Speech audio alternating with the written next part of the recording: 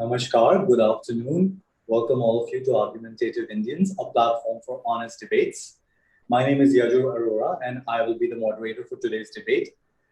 Sex work is one of the oldest professions, and despite all sorts of government restrictions and immense social stigma, it continues, not just in India, but almost everywhere in the world. So um,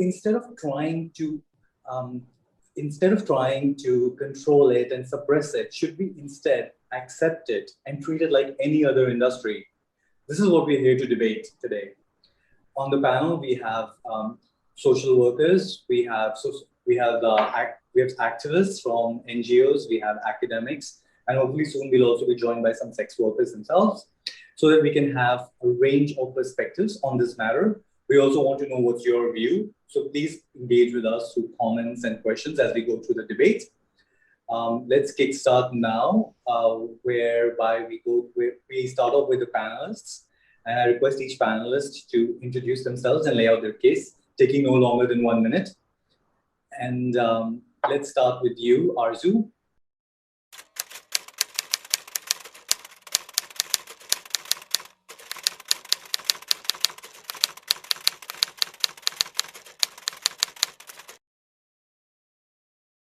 My name is Arzu and I work with Katkatha. I manage the Empower project with Katkatha, where we train women and focus on alternative livelihood for the women there. My primary area of work is GB Road, which is Delhi's largest red light area. And most of the women here practice coerced sex work, forced sex work. My case would be against legalization today. And the argument behind it is that consent for sex work is anyway something that is extremely dubious in a red light area because of various factors that control a woman's life, be it the brothel owner, be it the pimps, be it the fellow sex workers, be it the customers, or be it just all the stakeholders in the racket. So anyway, if today you go to a red light area and you ask the woman, at least at GB Road, are you here out of choice or were you forced and you're here because somebody's forced you here, somebody's sold you here? She'll tell you that no, मैं तो अपनी मर्जी से यहाँ पर हूँ, मुझे यहीं रहना है.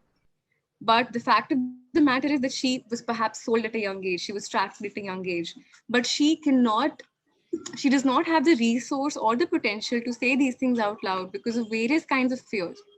And if sex work is legalized or legitimized, whatever little power the woman has, because she knows that the brothel owner has done something wrong, she knows that the pimps are doing something wrong, she knows that the racket is something wrong, that power would be taken away from her. And we would never be able to quite find out that who are the women who are here because they are forced and who are the women who are actually doing this out of choice, especially in an institutional or organized setup, because consent in an organized sex work situation is extremely dubious and hard to crack, and legalization would perhaps validate forced sex work and validate coercion in sex work. Thank you, Arzu. Let's move on to Trina.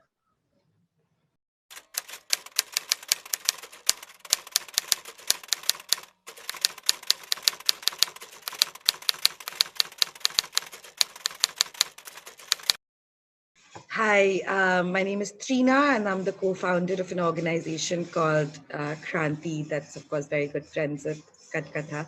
And we work with daughters of sex workers to transform them into agents of social change who go back into their communities to bring about change there. And my stance is for legalization of sex work. And of course, I'll speak more about it later, but I think the caveat is that we have to do a lot of social mindset change before we can just change the law. And that social mindset change has to happen before and along with the change in law. Just changing the law is not going to solve the problem. So that's the caveat I want to add to my stance for legalization. Thank you, Trina. Thank you for joining us. And moving on to Pragya now.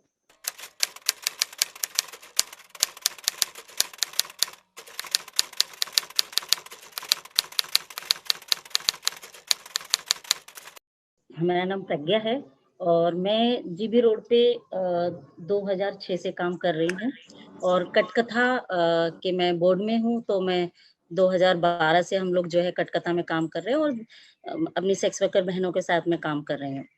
और यहाँ पर मैं जो हम बात कर रहे हैं लीगलाइजेशन की, हम लोग उसके अभी फेवर में नहीं है और मेरा ये मानना है कि जितनी भी जो सेक्स वर्क में अगर कोई लड़की आ रही है तो उससे पहले ये है कि जैसे पावर्टी है, पावर्टी की वजह से लड़कियों को भेजा जाता है और वो यहाँ तक आती है। तो कानून बनाने से पहले जो कंडीशन जो है कि भाई हमें दूसरे फैक्टर्स पे काम करना चाहिए। और जिस तरीके से ये पूरा सेक्टर, हमारे पास ट्रैफिकिंग का एक्ट है लेकिन फिर भी लड़कियां ट्रैफिकिंग होकर के आ रही हैं, तो क्यों? और घर वाले भी बेच रहे हैं, फैमिली मेंबर्स बेच रहे हैं। तो उससे पहले की जो ये कंडीशंस हैं कि भाई उन कंडीशंस पे हमको ज्यादा ध्यान देना चाहिए। सेकंड पॉइंट ये है कि इंडिया में अगर देखोगे तो इंडिविजुअल लेवल पे तो सेक्स वर्क करने में कोई मना ही नहीं है, लेकिन प्रॉब्लम ये है कि ग्रुप में, ऑर्गेनाइज सेक्टर में अगर काम कर उस तरीके से सेक्स वर्क हो रहा है, वहां प्रॉब्लम है। लेकिन वहां उस जगह पे किस तरीके से बहनों के जो है वो अधिकारों के बारे में, किस तरीके की कंडीशंस में वो रह रही हैं, क्या उनको किस तरीके, वो जो जिस तरीके से उनके साथ में एक्सप्लॉयटेशन है, वायलेंस है, वो सारी चीजों पे हमको अगर, क्योंकि अगर हम उसको लीगलाइज कर देते हैं, जैसे आरजू ने बोला कि फिर तो ये है कि ना हम उनको एक अधिकार दे देंगे, लेकिन उससे पहले जो है ना कि उस अधिकार को से पहले उनकी जो रियल स्थिति है पूरे इंडिया में जिस तरीके, उसके ऊपर अगर हम काम करेंगे तो वो ज्यादा बेहतर होगा। Got you. And finally, Devang, now please go ahead.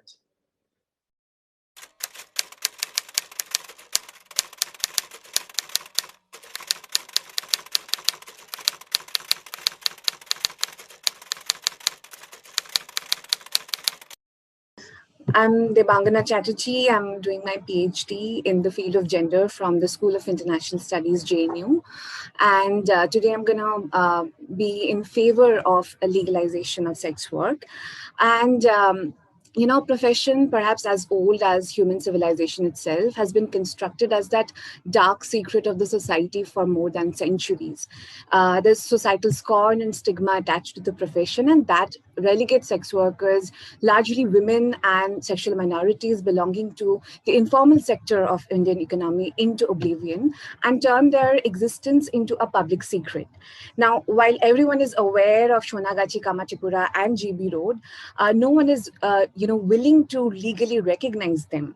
So my contention is that there is a sort of colonial morality that has seeped into the Indian psyche, and it has turned these city brothels into the house of ill fame. And this has been happening for a long time. And this trait of colonial morality is what governs the existing Indian legal system. Under the Immoral Traffic Prevention Act of 1956, sex work is not per se illegal in India, though associated activities such as the establishment of organized brothels, solicitation of clients, as well as the conduct of sex work within the 200 meters radius of public spaces, that is punishable by law. Now, it implies that sex work to be done individually, yet away from public spheres, and hence practically turns it into an open secret with no means of the workers to exercise their legitimate right to work. And these provisions, in a way, heighten the inability of the sex workers to access justice and seek legal recourses in the face of exploitation in the hands of the brothel owners, pimps, and customers, as well as the family members. So this neither supports the workers who are unlawfully trafficked and forced into sex work, as it technically traps these trafficked victims into a sort of protective homes, and does not even allow the sex workers to report against illegal trafficking in the purview of the profession.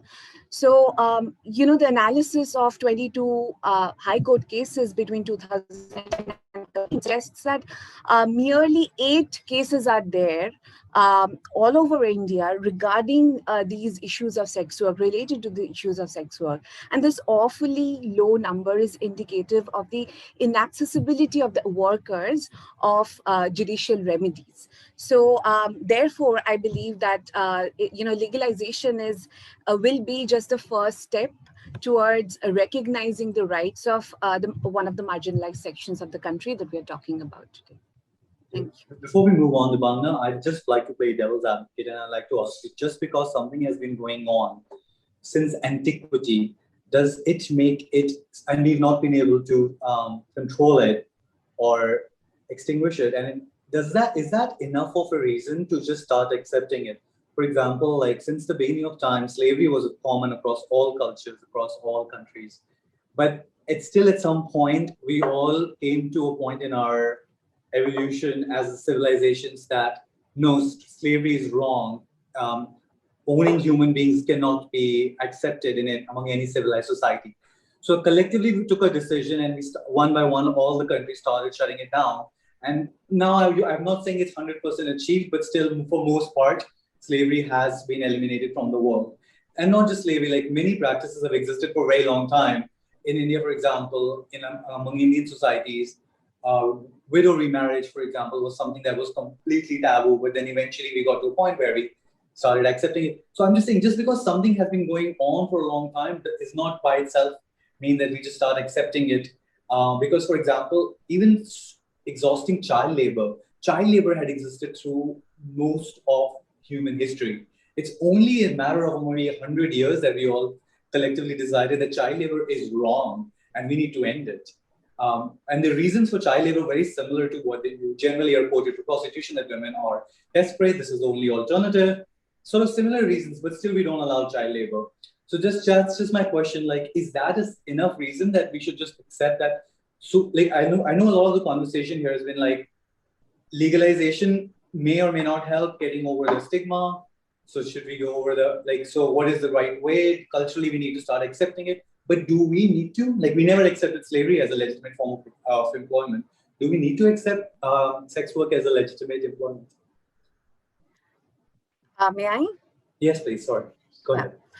So you said, so my point when I said that it's as old as the human civilization itself doesn't mean that we are like trying to valorize the civilizational practices that are there for, so long here.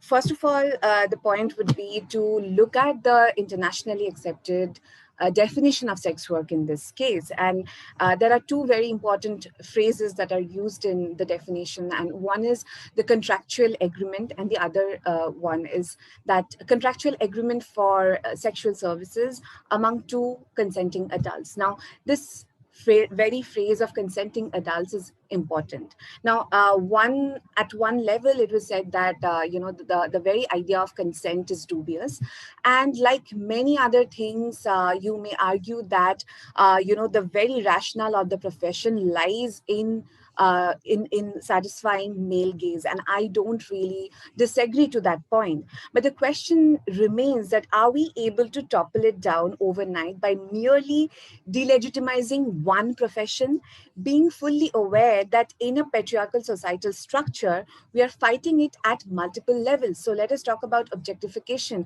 Which are the fields where objectification is not happening, right? And legalization of sex work, as I said, does not validate the male gaze, does not validate the rationale behind it, but it becomes the first milestone towards challenging the same.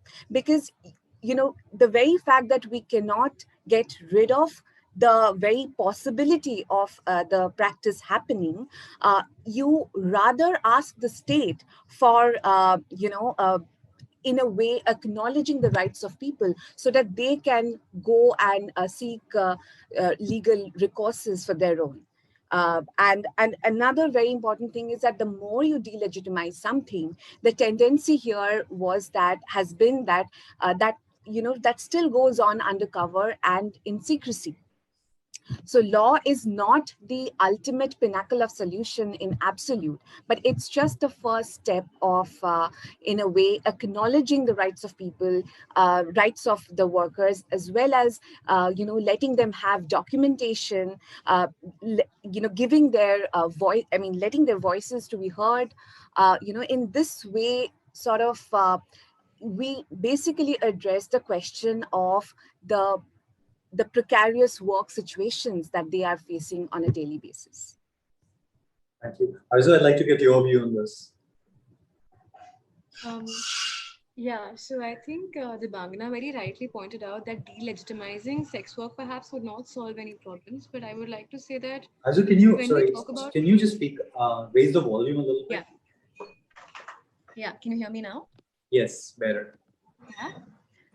So I would also like to share that the conditions, like she brought up, that sex workers are working in miserable conditions. The brothels are a very violent space, a very abusive space, and delegitimizing it perhaps would not solve the problem. But I also am very afraid that perhaps legalizing sex work and sex work in a brothel space would perhaps also legitimize that working environment instead of solving its problems. Because brothels work in a way where there is one tiny space with a lot of sex workers and the customers come back and forth. And it is often deeply entrenched in power hierarchies. And you have to understand that sex work in India is about power hierarchies. At an individual level, it might be between two consenting adults, but at an organizational level, at the institutional level, it is about sex slavery, if you want to use that term, because it is often under a brothel owner that there are multiple women who engage in sex work.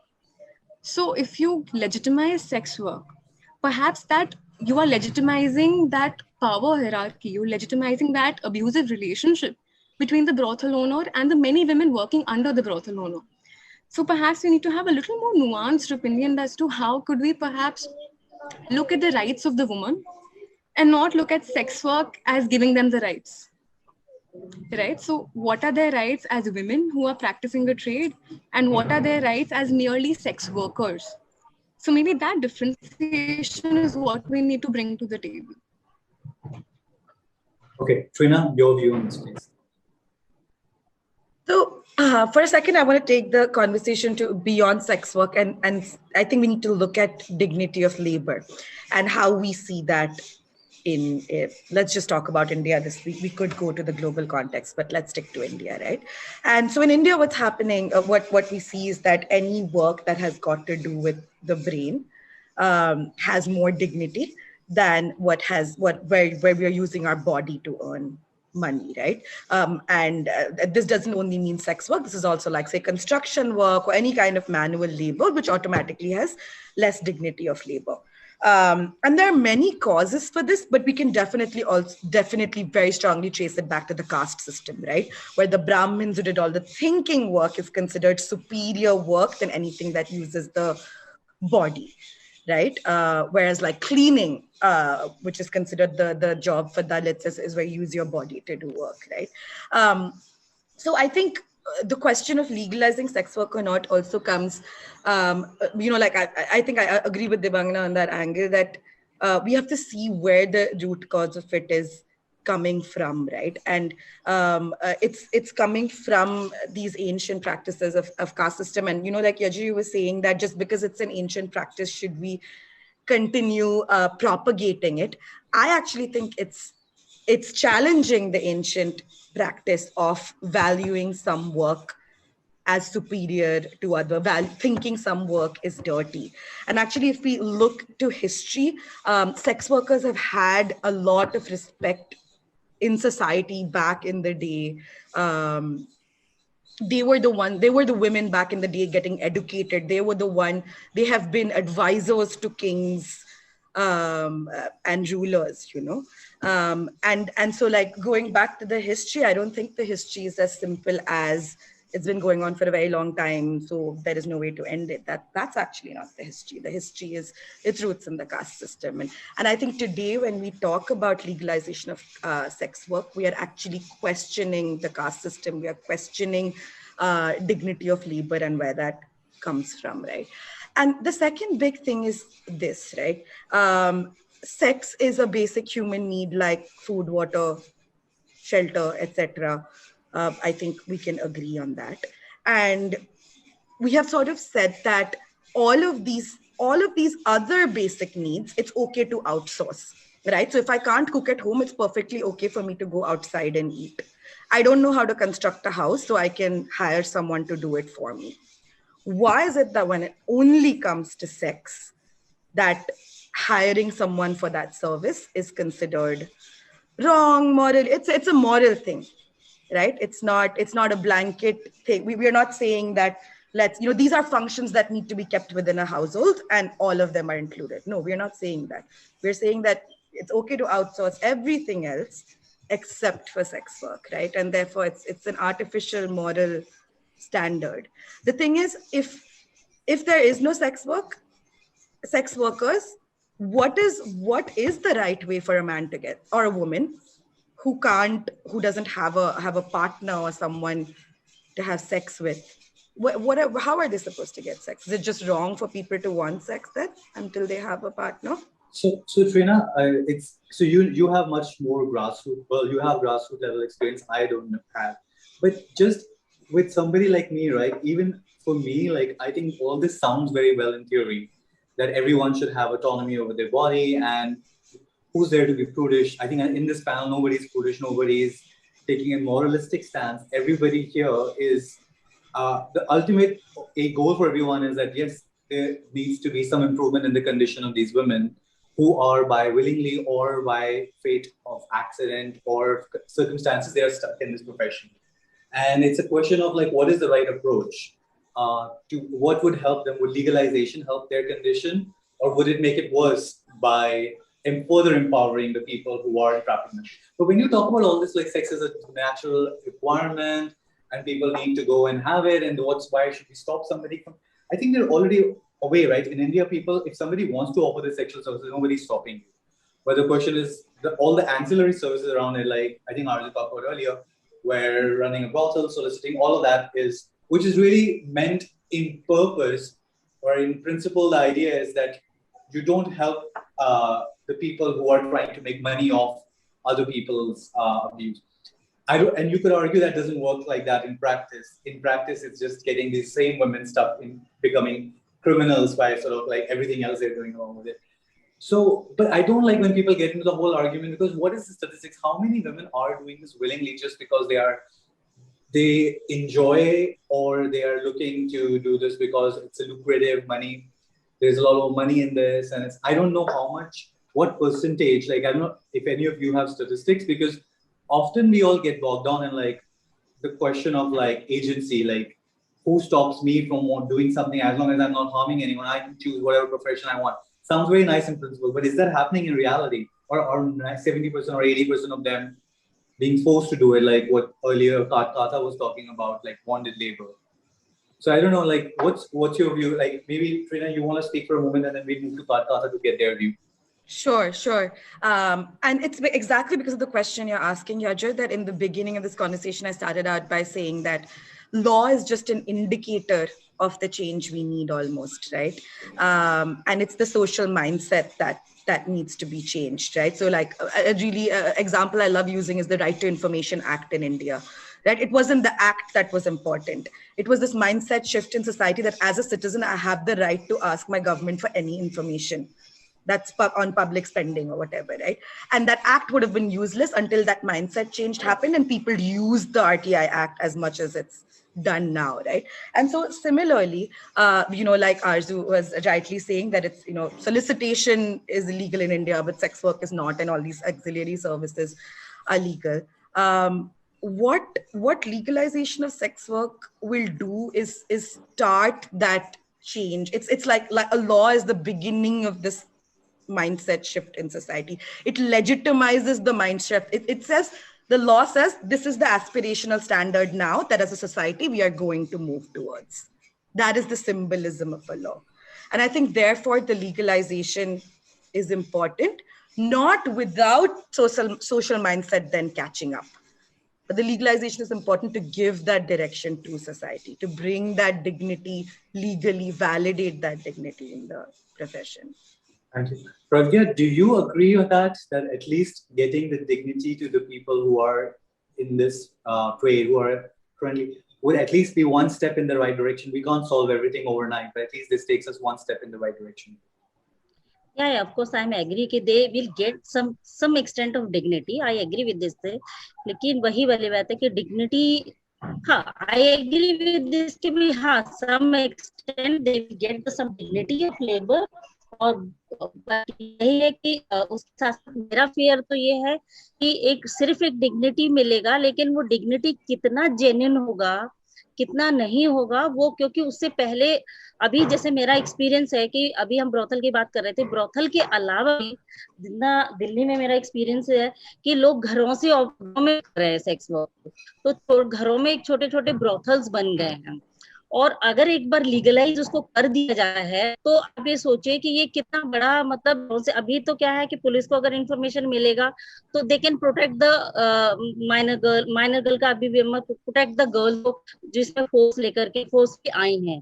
एक बार law बन जाता है और उस तरीके से, तो उसमें यह है कि उनके ऊपर उस तरीके का प्रेशर आ जाएगा कि भाई जो घरों में है वो तो अंडर वो ही है कि प्रिजन में एक तरीके से है, और उनको उस तरीके से कि भाई वो तो आगे कभी बोल ही नहीं पाएंगे अपनी बात को, अपनी इच्छा को, क्योंकि अभी ब्रोथल्स में कितने बहुत कम है सेक्स वर्कर, जेन्युइनली देखा जाएगा तो होम बेस्ड सेक्स वर्कर, और जो है जो घरों में छोटे छोटे 8-10 लड़कियों को लेकर के रह रहे हैं, वहां पे उनकी कंडीशंस जो है वो इतनी बैड है कि वहां पर किस तरीके से हम लॉ को इम्प्लीमेंट कर पाएंगे, लॉ का किस तरीके से मिसयूज होगा, मेरे लिए तो वो बहुत फेयर का बात है, फेयर मेरे लिए है दिमाग में उस तरीके से। So we have one question from the audience. I wonder if we can take, and that's specifically for you, Dibangna. This question comes from Gitanjali Babbar, who's from Kolkata herself. Do you believe that when you legalize sex work, women are forced into brothels, and the women who are forced into brothels will complain to police? So, like, if it's legalized, do you think that women who are get trapped in this, they will still have the courage to go and complain to the police? You know, first of all, my belief here is pretty immaterial. What we are trying to envisage is that what possibly could have been the best outcome, and what are the pros and cons, basically.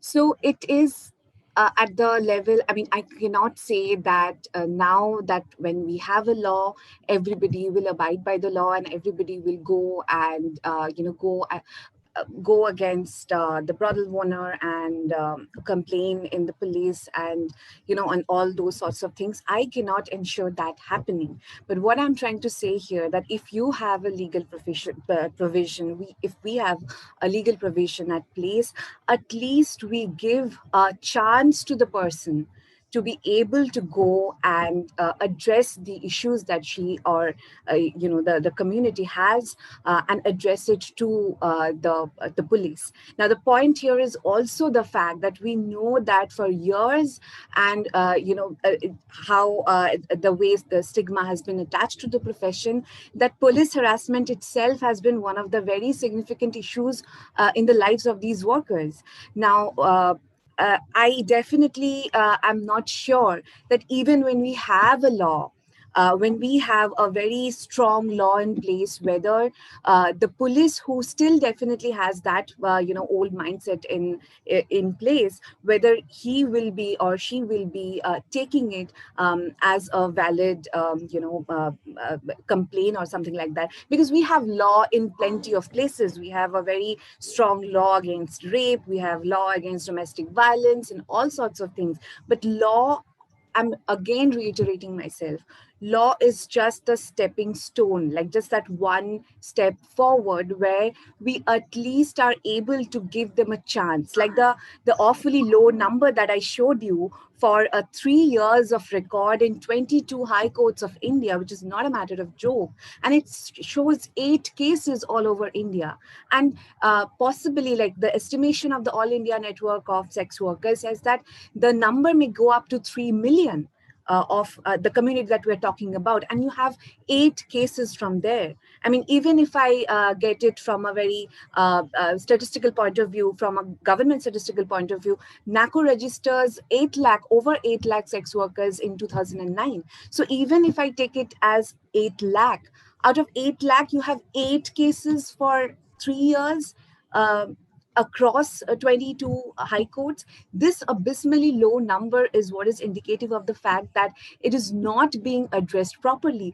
What happens if a sex worker gets abused, if a sex worker gets raped, if she is physically violated? What happens to those cases? The moment she goes to the police right now, he or she will be said that you are an agent, it was your client, etc.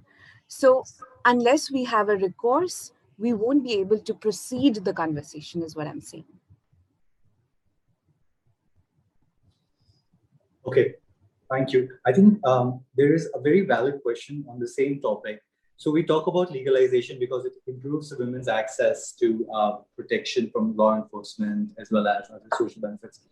But it also protects people who are running the brothels, and sometimes they are the ones who are trafficking the women. So is there a risk that legalization, while helping some women, could also promote sex trafficking? It could become much larger scale if it were legal. Right now, it's still arguably limited because it's underground, and by bringing it overground, we might expand this industry phenomenally.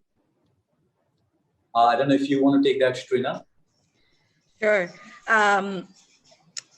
Will it promote sex trafficking at a large scale? Sex trafficking is at a very large scale already, firstly, which is why we're having this conversation, even, I guess, about solutions. And if someone gets arrested and penalized as a sex trafficker, the fine is something ridiculously low.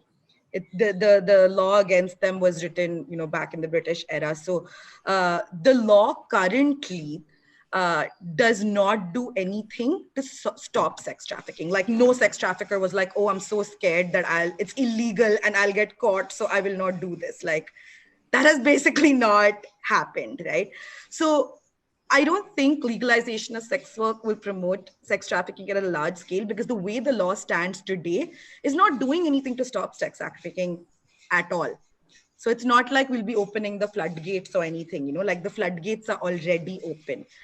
As a matter of fact, like Devangana was saying, that when we legalize it, actually, when the sex work is legal, we can go back and track down trafficking and go after that better when there are better laws around the legalization of sex work. If we can truly actually make it a choice for women by law, then the unconsensual one, which is the trafficking, can be prevented. What's your view, Arzu? Do you agree with Trina on that? So I'm very scared in this situation. Sorry, Arzu, speak up a little bit. Your voice is very low. Sorry. So Trina feels that it's already really out there. Like, nobody's worried about the law enforcement anyway. So it's unlikely. I agree. Yes, I please. 100% agree with that perhaps there are no sex traffickers who are like, oh God, what if, it's illegal, I shouldn't be doing this. Oh God, I'm sleepless at nights because I'm doing this. I of course, that's not the case. But I'm more concerned about the kind of conversations taking place between the trafficker and the woman. Because in the brothels right now, I know and the women know that what's happening here is illegal. And this is something that the women use in order to assert themselves inside the brothels. We've here been witness to conversations where the women have been able to assert themselves कि तुम बदतमीजी करोगी तो मैं police को बताऊंगी तुम मुझे खरीद के लाएगी, तुम बदतमीजी करोगी तो मैं पुलिस को बताऊंगी मुझे जबरदस्ती लाए गए हो यहाँ पर. It is actually something that gives them the agency, because they know that my perpetrator, my brothel owner, is a criminal. But if the coin flips, if sex work is legal, the conversations around it would change, not just for the rest of the society, because of course it might promote acceptance, it might promote a dialogue with the normal mainstream society. Yeah, that is a community, that is a work, and we need to accept it, we need to stop moralizing it. But there is also a community that actively makes money out of it. There is actively a community of brothel owners, of pimps, of people who, launder women, human trafficking. And unke beech ka conversation would change, because the minute a woman protests, you can shut her down by saying, ab to sarkar ne legal kar diya. Koi teri help kar hi nahi sakta. Sarkar agrees with it. You go to the court, ye to legal hai, to tum kuch kar hi nahi sakte. And how do you even define a trafficker, right?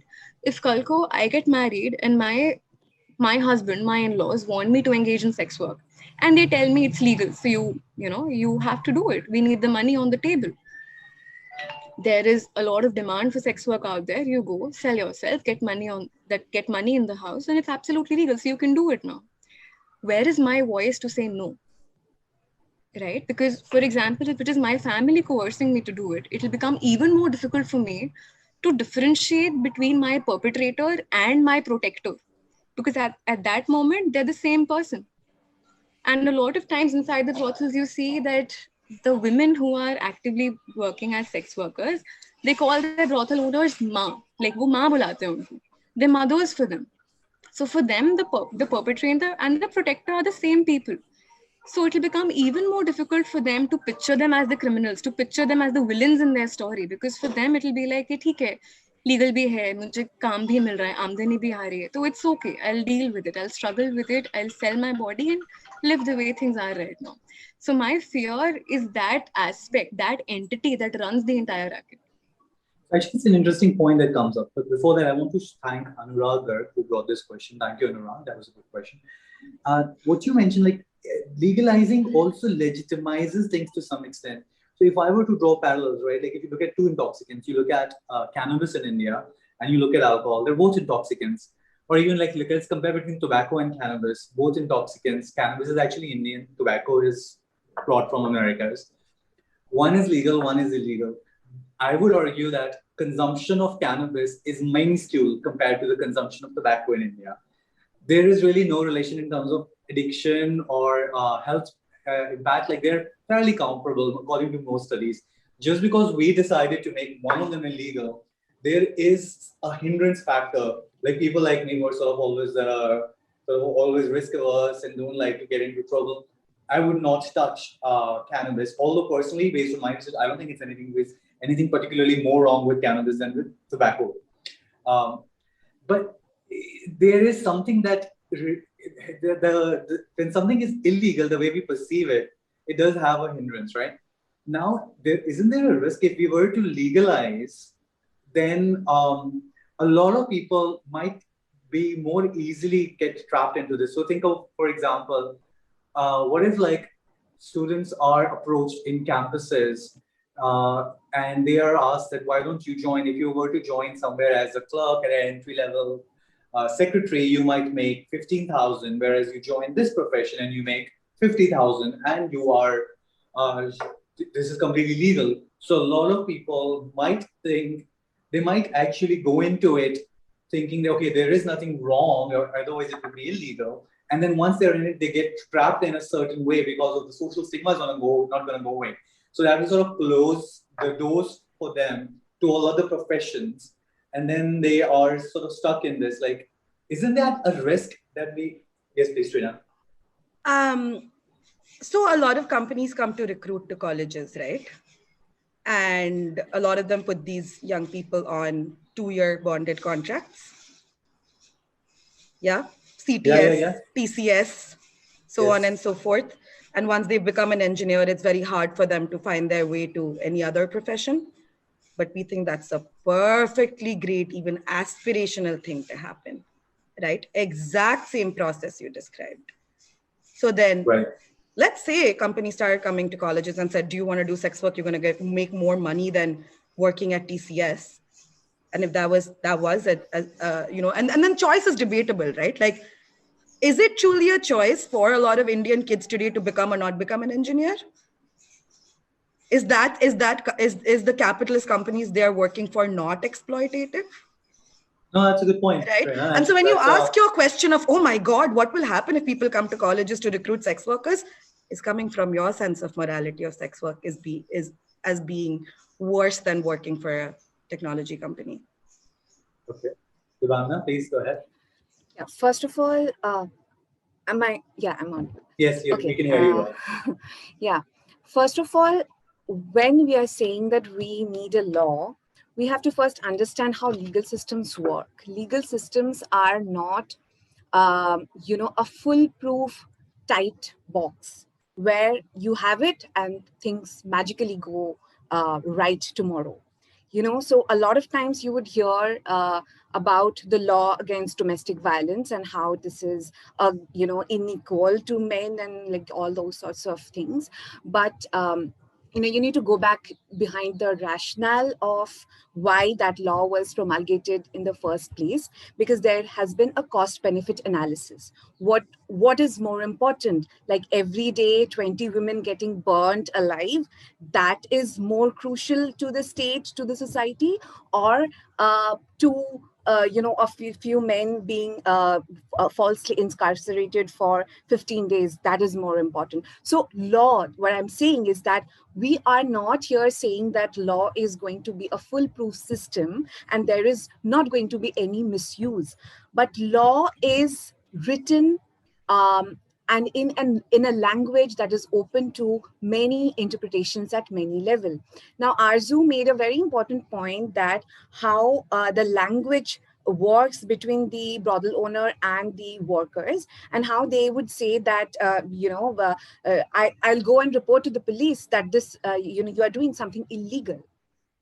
But what I'm saying here, that if you legalize it and make a proper demarcation, only when you legalize the profession, you will be able to demarcate it properly from what is sex trade and slavery and sex trafficking. So in order to have a reference point, you need to first recognize a set of people and their skill set.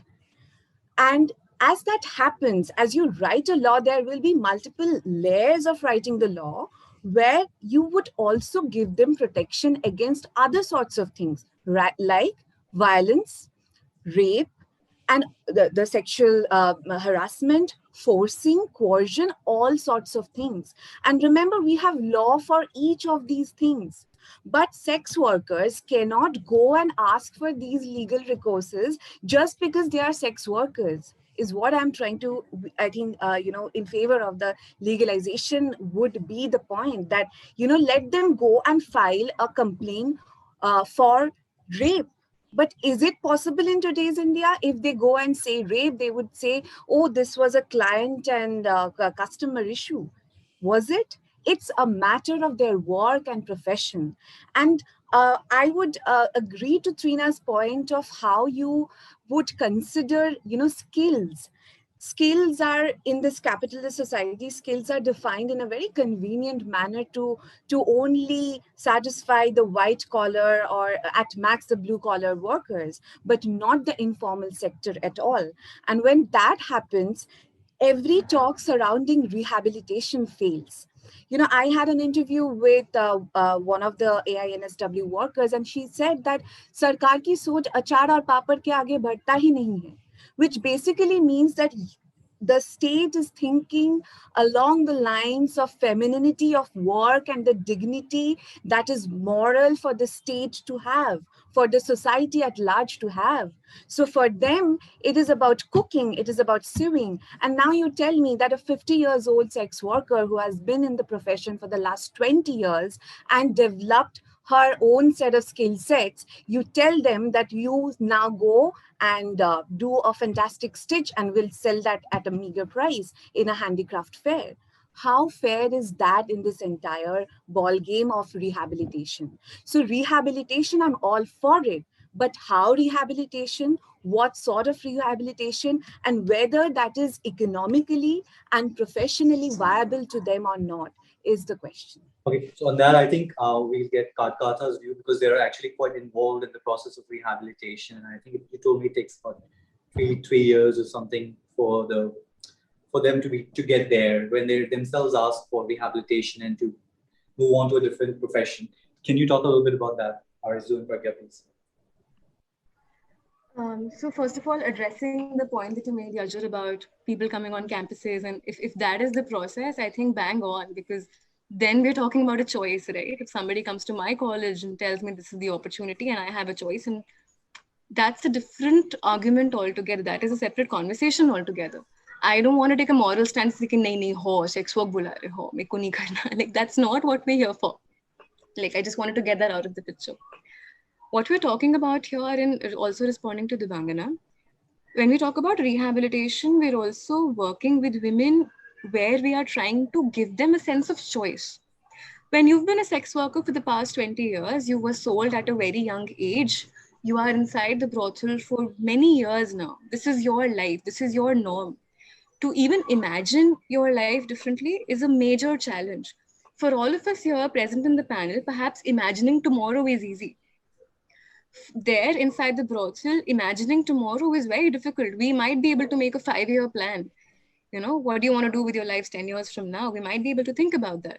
But inside the brothel, that is a distant dream, because you don't know, your life is so uncertain that you don't know what's going to happen tomorrow, let alone a plan for your life in future, let alone a retirement plan. So when we talk about rehabilitation as Katkatha, we talk about inculcating a sense of choice where the woman themselves can say that do I want to do something else or do I not want to do something else after having explored that something else? Because if the woman is there inside the brothel, it's very difficult for her to even imagine an outside society that accepts her, where she has the proper accessibility to different skills, to different livelihood opportunities, where there will be a safe space for her. So Katkatha is just all about providing that safe space. It's about becoming that incubation center of sorts where the woman can come and go through an inner transformation journey where she can imagine a life for herself. We are not here telling people, आओ तुम पापड़ बनाओ और आओ तुम सिलाई machine चलाओ. That perhaps is just the tool for transformation, because that is something the woman can come and do. Be it anything, be it her just coming and interacting with us, it's just one step towards an outside world, a world she did not have access to so far. And if after accessing that world, after learning skills, after understanding that she too has potential, she too can grow, if after all of that she still makes the decision that, okay, I think I am too exhausted for this, I think I'm too tired to start my life again, and if after all of that she chooses to do sex work, then that is her choice. And that choice then, Arzu, wouldn't... We're not saying that sex work is immoral. Sorry, I get everything you're saying, but if it were legalized, if all the ancillary stuff around sex work was decriminalized, wouldn't it make your work a lot easier for what your organization is doing? Sex workers would be much more, I would imagine that it'd be easier for them to approach you, talk to you, see you, if there was no risk of getting caught in some way. And your access would improve to sex workers. Wouldn't that be the case? I don't think so, Yajur, because I think right now we are able to access them because they know that somewhere along the line they are living trauma. They are going through a lot of hardship. They are going through trauma. And that is why they approach us. That is why we start with building a relationship with these women. And if we think that perhaps legalization would allow them to access us better, perhaps yes, in certain cases, but legalization would also allow a lot more other women to enter the trade in the first place. So in that cost benefit analysis that Debangana was talking about, I think the costs outweigh the benefits here. Now you're saying more women entering this trade. एक example मैं share करूंगी. हाँ sorry, मैं एक example share करूंगी. जैसे जो traditional sex worker होते हैं जिनकी फैमिली में ट्रेडिशनल मतलब सदियों से चला आ रहा है ना, तो अभी क्या है, अभी थोड़ा उनको ये फियर है कि अगर हमने अपनी लड़की को जबरदस्ती सेक्स वर्क में डाला तो हमारे खिलाफ एक्शन हो जाता है. एक बार अगर इस तरीके से हम लीगलाइज कर देते हैं, उस सिचुएशन में क्या होगा कि उनके पास में जो कुछ लड़के, जो उनके परिवार की लड़कियां आवाज उठाती हैं, तो वो आवाज उठाना भी बंद हो जाएगा उस तरीके से. और हमारे इंडिया में बहुत सारी ट्राइब्स हैं जो जिनकी फैमिली सेक्स वर्क में इन्वॉल्व है. तो वो और इसी तरीके से अभी एक और नया ट्रेंड जो चला है जिस तरीके से कि छोटी लड़कियों को हार्मोनल इंजेक्शन दे करके और उनको उनके पूरा बॉडी पार्ट उस तरीके से वो देखने में बड़ी लगने लगती, लेकिन एक्चुअली में वो होती बहुत छोटी ही होती एज में. और अगर उस तरीके से अगर सेक्स वर्क का राइट मिल जाता है, और क्योंकि हिडन ये सारी चीजें चलती ही हैं, और मिल जाती है कि वो तो ये बोलेंगे, क्योंकि उस लड़की पे उतना प्रेशर, उतना फियर, उतना सारा डर उसके साथ में ऑलरेडी अटैच होता है, क्योंकि उसके पीछे की जो कंडीशंस है कि भाई मान लो अगर वो ट्रैफिक होकर के आई है या बेचा है उसकी फैमिली ने किसी ने भी, तो उसको मालूम है उसके ऊपर एक पॉवर्टी का प्रेशर है जिस वजह से वो यहाँ पर आई है, लेकिन वो कुछ बोल नहीं पा रही है, और वो कम उम्र होते हुए भी वो कुछ नहीं बोल पा रही है ना. और अगर ये सारे अगर उसको सेक्स वर्क का राइट मिल जाता है तो वो बिल्कुल भी नहीं बोल पाएगी, बिल्कुल, क्योंकि वो तो वहां पे ये बोलेगा कि मैंने तो भाई मतलब तुम्हें तो अधिकार है सेक्स वर्क का, मतलब ये तो मतलब कर सकती हो, बुरा ही नहीं है. प्रज्ञा जी, जस्ट बिकॉज जो लोग उनको फोर्स कर रहे हैं वो कुछ इलीगल नहीं कर रहे, पर इस फोर्स करना, कोर्जन फिर भी इलीगल रहेगा. अगर कोई मुझे जबरदस्ती कहेगा कि आप ये काम करो, काम भले इलीगल नहीं है, किसी के घर में काम करना, फिर भी कोई मुझे फोर्स कर रहा है तो भी मैं जा सकता हूँ पुलिस से प्रोटेक्शन लेने, आप जैसी ऑर्गेनाइजेशंस के पास आ सकता हूँ. अभी जब वो इलीगल है तो जिन लोगों ने उनको फंसाया हुआ है वो उनको बंद करके रखते हैं. Correct me if I am wrong, but there minor girls are locked up for years before they can even access and talk to an organization like yourself. So wouldn't it make it easier because जो organizations उनको बंद करती हैं अब उनको बंद करने की जरूरत नहीं पड़ेगी. What they're doing is legal. आप उन organizations में जा सकते हैं, उनके offices में जा पाओगे, मिल पाओगे sex workers से. तो अगर कोई सच में फंसा हुआ है, they will have an easier resort to NGOs as well as to police if it was legal. That's just a question. I'm not making a statement here. हाँ, पर वहीं पे मेरा भी है कि उसके ऊपर एक शैडो भी तो हो जाएगा कि भाई ये तो लीगलाइज है, मैं तो लीगल काम कर रहा हूँ, I have certificate, I have licence, तो आप मेरे को डिस्टर्ब ही नहीं कर सकते, देख लो लड़की अपनी चॉइस से है. अब यहाँ पर इस तरीके की हो जाए. और अभी क्या है कि अगर लड़की को जैसे भी अपॉर्चुनिटी मिलेगा, at least she can raise her voice और वो कंप्लेन करा सकते हैं. लेकिन तब तो ये हो जाएगा कि भाई जो है कि आपने मतलब ये तो वो है, क्या कहते हैं, लीगलाइज है. Yes, please, Arzu. Yeah. One thing I wanted to say, I want to bring to the table the idea of manufactured consent. I think वहाँ पे what we are trying to say is that consent हर जगह पे बहुत ज़्यादा dubious है. That's what I started off with. And आपकी जो agency है through that consent is again something that is questionable always. Be it me, be it a Didi working at GB Road, be it anyone. But during sex work inside a brothel, consent is often manufactured consent. We have Debangana here who's an academic. I'm sure she's very familiar with the term. And manufactured consent की हम जब भी बात करेंगे, वहाँ पे it will become very difficult for anyone to say कि मुझे जबरदस्ती करवा रहे हैं, या ये मैं अपनी choice से कर रही हूँ, या शायद अब मैं इसके आदी हो गई हूँ, so it's okay. तो वो manufactured consent रहेगा because it is a power hierarchy. What I said earlier, a brothel space is a space of deeply entrenched power hierarchies, which will lead to manufactured consent, which will make it difficult to identify who is here by choice and who is here because they were forced into it. Okay, we need to wrap up. So let's just conclude very quickly. So I'm going to go with you, Trina, after these arguments. Can you summarize, but keep it short and crisp? Yes. Minute and a half, 90 seconds. I actually want to bring this up earlier, but now that we are closing comments, but I think COVID and the pandemic, especially just, sort of bringing that context out, personally made me realize the need for legalization. And I'll say why, right? So of course, migrant workers and daily wage laborers as a whole went through a very, very difficult time.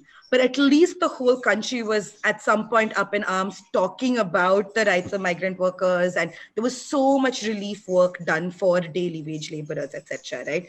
But, I know Arzu and Pragyadi know this, that the sex workers are invisible and were completely left out of that relief work, either by both by civil society and the government. They were left out of those relief efforts for other daily wage laborers, whereas sex workers are actually as much daily wage laborers as anyone else, right? So I just want to bring that example up and say that time especially made me think if there was legalization and recognition, then they would have gotten, government relief services. There were direct cash transfers happening that sex workers couldn't mostly access.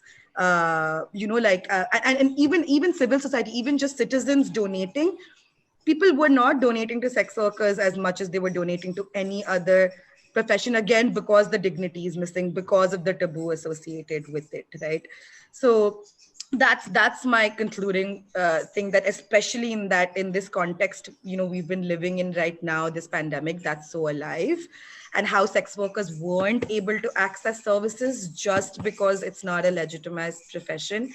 That made me think even more that they could have been another migrant worker or daily wage laborer getting some amount of that's very important. Social welfare. You basically made a point.